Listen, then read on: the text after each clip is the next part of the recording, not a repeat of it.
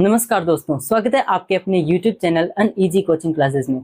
तो आज हम पुष्प के अन्य भागों के बारे में पढ़ने वाले हैं और पिछले वाले में भी हमने पुष्प के कुछ भागों का विवरण ले लिया था, जिसके अंदर हमने आपको दल के बारे में, बाह्य दल पुंज के बारे में यानी बाह्य दल के बारे में बता दिया था, दल क्या होते हैं और पुमंग और जायंग क्या होते हैं उसके बारे में थोड़ी बहुत जानकारी दे दी थी। तो आज हम पढ़ने वाले हैं पुष्प दल विन्यास, यानी पुष्प दल विन्यास होता क्या है और किस किस में पाया जाता है, किस प्रकार का होता है उसके बारे में देखने वाले। चैप्टर पढ़ रहे हैं हम, चैप्टर नंबर 5, जिसका नाम है पुष्पी पादपों की आकारिकी। तो पहला हमारा आ जाएगा पुष्प दल विन्यास। पुष्प दल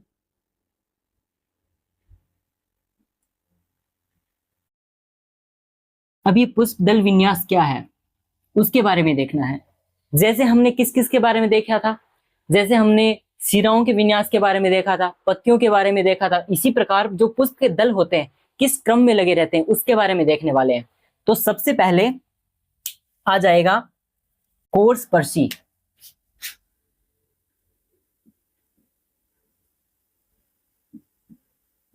कोर स्पर्शी, कोर स्पर्शी आ गया। इसके बाद में एक और होता है जिसका नाम क्या होगा,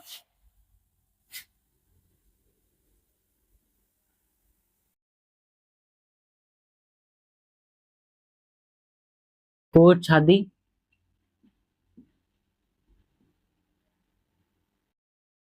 ये भी आ गया। इसके बाद में व्यावर्त हो गया।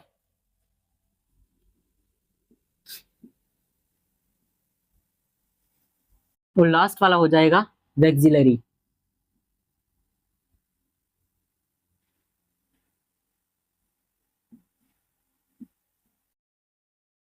या इसको आप ध्वजीय भी बोल सकते हैं।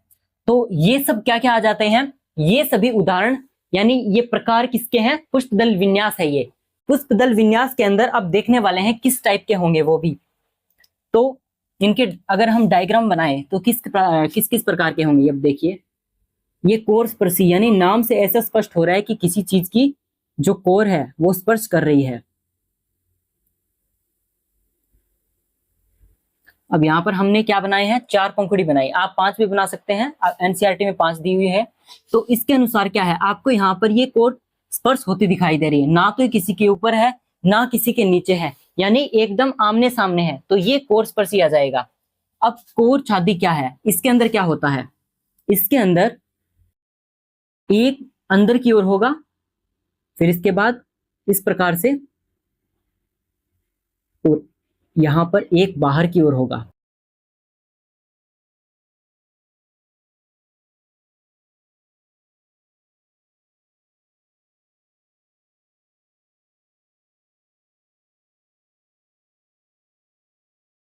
एक पूर्ण रूप से बाहर की ओर होगा और अन्य व्यावर्त रूप में होंगे।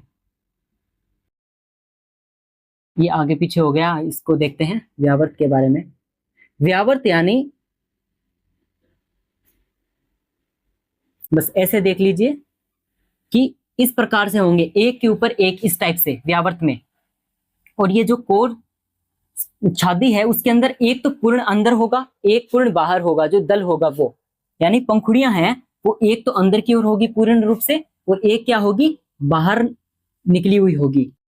तो ये आ जाते हैं कोर छादी के अंदर। व्यावर्त के अंदर एक के ऊपर एक इस प्रकार से होगा, अगर इसका सिरा बाहर इसका अंदर होगा, फिर इसका बाहर इसका अंदर, इस प्रकार से।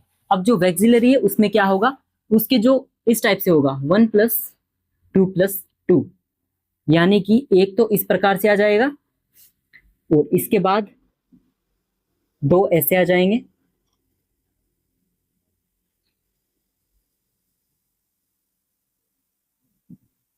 अन्य 2 ये जुड़े हुए यहां पर।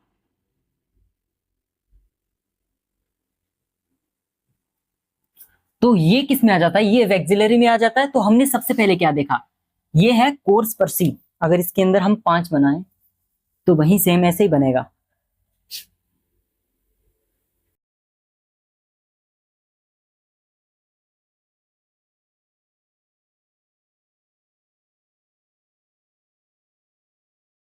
तो ये इस प्रकार से आ जाते हैं, कोर स्पर्शी आ जाता है, कोर छादी आ जाता है, व्यावर्त आ जाता है और वैक्सिलरी आ जाता है।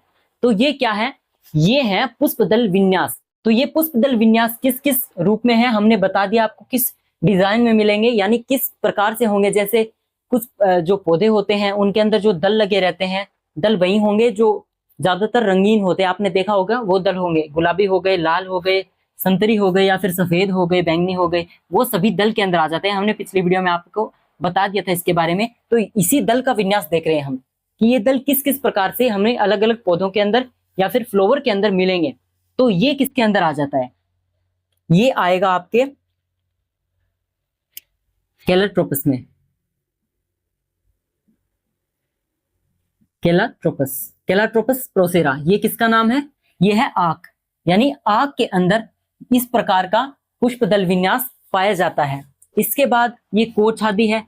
कोरछादी किसमें पाया जाता है वो भी देखते हैं। और ये व्यावर्त है, व्यावर्त रूप गुड़हल में मिलेगा।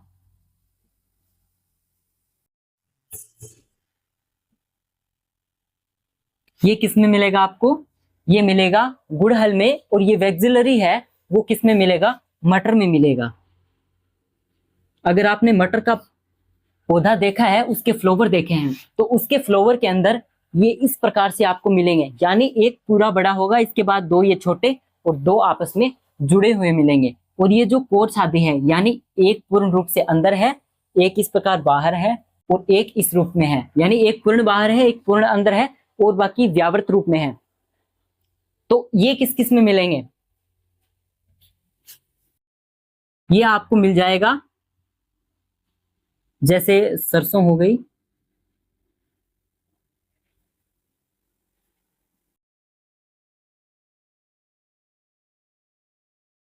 तो ये इनमें मिल जाता है। इस प्रकार से होता है कोर्सपर्शी, कोरछादी और व्यावर्त और वैक्सिलरी। तो ये किसके उदाहरण है, ये है पुष्पदल विन्यास के। हमने पुष्पदल विन्यास को देख लिया है, ये किस प्रकार से होता है, किन किन में पाया जाता है, किन पौधों में होता है, ये सभी हमने देख लिया है। इसके बाद हम क्या देखने वाले हैं, इसके बाद हम देखने वाले हैं पुमंग या फिर पुकेसर के बारे में। उसकी संरचना को देखेंगे कि ये किसमें किस रूप में पाई जाती है, पूर्ण डिटेल के बारे में देखें। उसमें तो हमने आपको डायग्राम बताया था और उसके छोटे भागों के बारे में बता दिया था। अब देखने वाले हैं किसके बारे में, पुकेसर के बारे में। तो ये पुकेसर या फिर पुमंग होता क्या है।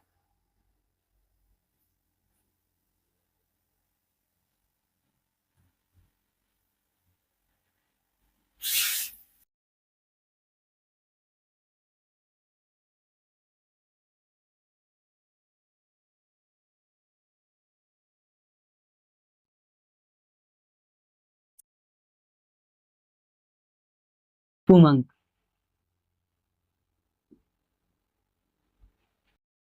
पुमंग क्या है, पुमंग है पुष्प के अंदर नर संरचना को पुमंग बोलते हैं।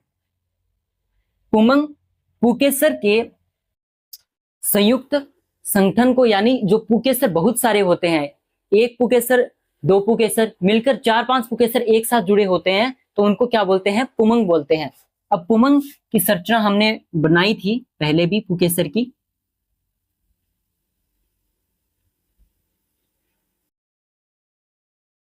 तो ये इस प्रकार से आपको एक पुमंग की संरचना दिख जाती है। इसको क्या बोलते हैं, इसको हमने उसमें पूधानी बताया था, पूधानी बोल सकते हैं, या फिर आप बोल सकते हैं इसको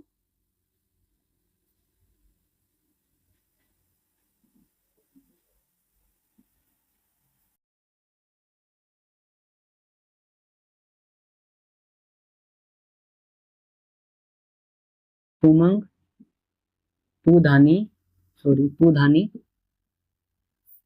पूधानी भी इसके अंदर आती है। और ये क्या आएगा, तंतु, पूतंतु, या फिर इसको क्या बोला था हमने, पराग कोष, पराग कोष भी बोल सकते हैं, पूधानी भी बोल सकते हैं, तंतु भी बोल सकते हैं। इसके अलावा ये जो आपको दिख रही है, इसको क्या है, ये पालियां होती है अलग अलग, ये पालियां हैं, ये पाली है, इनको अलग करती है। इसमें क्या होगा कि दो अलग अलग पालियां पाई जाएगी, यानी दो अलग अलग कोष्ठ पालियां होगी, और प्रत्येक पाली के अंदर दो कोष्ठ होंगे। तो इसकी पूर्ण अगर संरचना बनाए हम, तो वो किस प्रकार की होगी संरचना,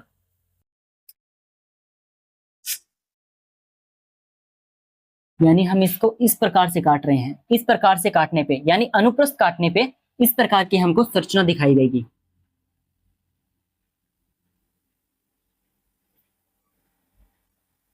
चाहे तो आप इधर से ऐसे तोड़ के भी दिखा सकते हैं। यानी जब ये परिपक्व हो जाती है तो यहाँ से जो पराग कण होते हैं वो निकलते हैं। तो ये पालियां हैं। तो हमने किस प्रकार से बनाई, हमने इस प्रकार से इसको हिस्से को काटा है जिससे हमको इस प्रकार से दिख रही है। सामने से देखने पे हमको ये अलग अलग क्या दिखते हैं, अलग अलग कोष्ठ दिखते हैं। और इन कोष्ठों को हम क्या बोलते हैं, ये कोष्ठ होते हैं। इसको तो पूर्ण को क्या बोलेंगे हम, लघु बीजाणुधानी। यानी ये जो छोटी छोटी दिख रही हैं ये क्या है, लघु बीजाणुधानी है। और गुरु बीजाणुधानी किस में पाई जाती है, वो पाई जाती है स्त्री केसर में। ये होगी लघु बीजाणुधानी। लघु बीजाणुधानी में फिर आगे बढ़कर क्या होगा, इससे निर्माण होगा बीजाणु का, यानी लघु बीजाणु का, लघु बीजाणु। अब लघु बीजाणु से बाद में किसका निर्माण होगा, बाद में होगा परागकण।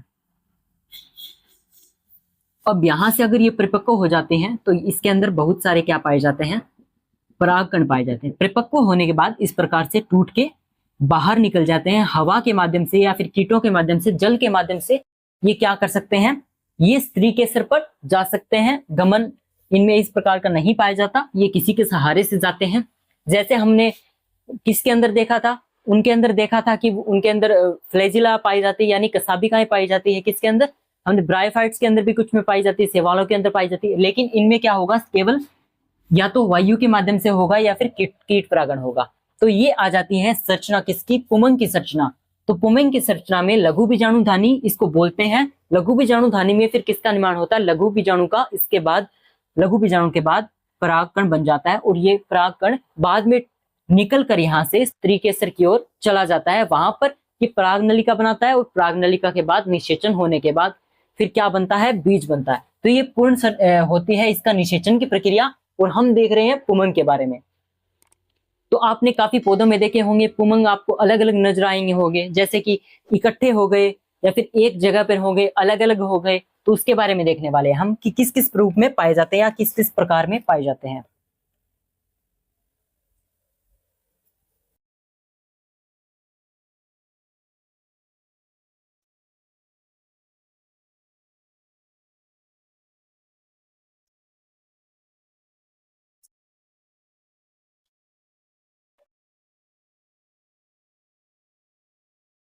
अब हमने किसके बारे में बताया था, हमने बताया आपको पुमंग के बारे में। अब पुमंग किस किस प्रकार के होते हैं, पुमंग या तो एक संगी हो सकते हैं, या द्विसंगी हो सकते हैं, या फिर बहुसंगी हो सकते हैं। अब एक संगी द्विसंगी क्या चीज है, अब देखने वाले हैं हम एक संगी। एक संगी, अब एक संगी है क्या, एक संगी यानी एक ही बंडल के रूप में मिलेंगे आपको, यानी इकट्ठे मिलेंगे। जैसे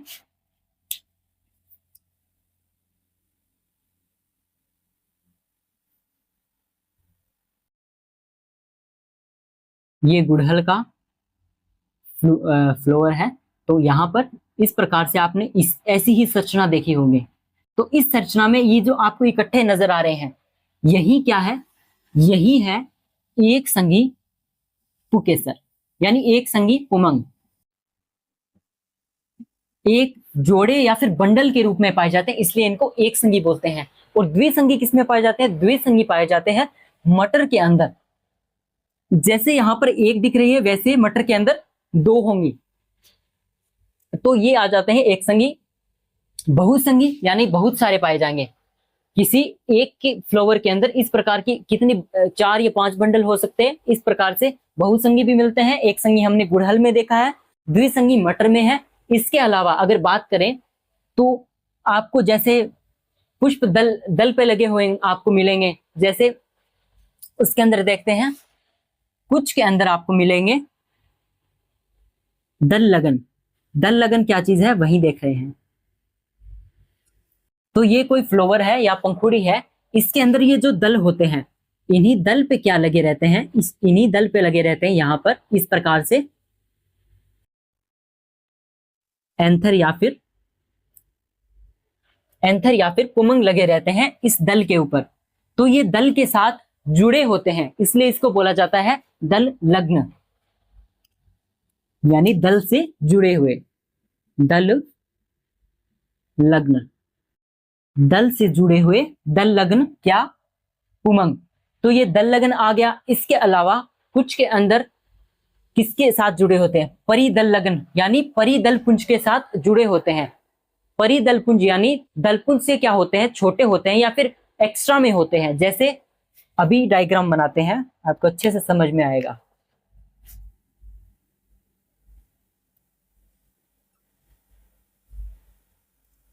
तो परिदल दल लगन में क्या होता है? यहां पर और अलग से क्या होती है? पंखुड़ियां होती है, परिदलपुंज बोलते हैं जिनको। तो इन परिदलपुंज के साथ इस प्रकार से ऐसे लगे रहते हैं, अलग से कोई संरचना नहीं होती इनकी, यहां पर सीधे जुड़े रहते हैं। तो ये किस में पाया जाता है? ये आपको लिली में देखने को मिलेगा। ये होता क्या है? परिदल लग्न, परिदल लग्न, और ये पाया जाता है लिली में।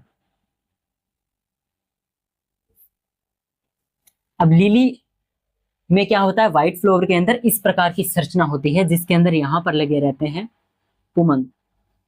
तो हमने देख लिया है दल लग्न क्या होता है, परिदल लग्न क्या होता है। इसके अलावा जो इनकी संरचना होती है, यानी सरसों के अंदर छोटे से बड़े हो सकते हैं, या कुछ पौधों में ज्यादातर तो समान ही होते हैं, लेकिन सरसों के अंदर इस प्रकार से, अगर सरसों के अंदर देखा जाए तो कुछ के अंदर ऐसे छोटे बड़े, या इनके तंतुओं की लंबाई छोटी बड़ी हो सकती है, असमान हो सकती है। इस प्रकार से सरसों के अंदर ये पाया जाता है, यानी छोटे मोटे क्या पाए जाते हैं? कहीं पे बड़े तंतु मिल गए, कहीं पे छोटे हो गए, इस प्रकार से पाया जाता है पुमंग सरसों के अंदर। ये हमने किसके बारे में देख लिया? हमने एक संगी देख लिया, एक संगी और द्विसंगी मटर में पाया जाता है। इसी प्रकार से दल लग्न हो गया, इसके अलावा परिदल लग्न हो गया जो लिली में पाया जाता है। तो ये सभी पुमंग के बारे में था, यानी पुमंग के अंदर जिस जिस टाइप की चीजें आती है वो सब हमने आपको बता दी है। और इसके बाद हम किसके बारे में देखें? जायांग के बारे में देखें, जायांग की पूरी डिटेल लेंगे। तो आज हमने पुमंग की पूरी डिटेल ले ली है। पुमंग की क्या क्या बताई हमने आपको विशेषता, कि इसके अंदर क्या पाया जाता है। इसके अंदर दो पाली युक्त क्या पाई जाती है? दो पाली युक्त दो अलग अलग पोस्ट होते हैं, जिनके अंदर 4 अलग अलग पोस्ट पाई जाती है, यानी 2 पालियां 2 अलग अलग, और इसके अंदर 4 छोटी छोटी लघु बीजाणु धानियां बनी रहती है। उन लघु बीजाणु धानी से फिर लघु बीजाणु बनते हैं। लघु बीजाणु के बाद क्या बनता है? लघु बीजाणु के बाद निर्माण होता है बीजाणु, या सॉरी बीजाणु नहीं, किसका निर्माण होता है? परागकण का निर्माण होता है। और ये परागकण बाद में चिपचिपे पदार्थ का स्त्राव भी करते हैं कुछ के अंदर, जिससे जो कीट होते हैं उसके पैरों पे चिपक जाते हैं। इनके बाद चिपकने के बाद ये किस में जाते हैं? ये जायांग में जाने के बाद वहां पर क्या निर्माण करते हैं? पराग नली, और उसकी सहायता से निषेचन पाया जाता है। इसके अंदर निषेचन की प्रक्रिया होती है। तो हमने पूरा का पूरा पुमंग देख लिया है, यानी पुष्प के अंदर पुमंग पार्ट को कर लिया। बाह्य दल के बारे में देख लिया, और दल का जो हमने बताया था विन्यास, यानी उसके बारे में भी देख लिया। तो नेक्स्ट क्लास में हम जायांग के बारे में और डिटेल में देखेंगे। तब तक के लिए जुड़े रहे हमारे साथ। मिलते हैं नेक्स्ट क्लास में। धन्यवाद।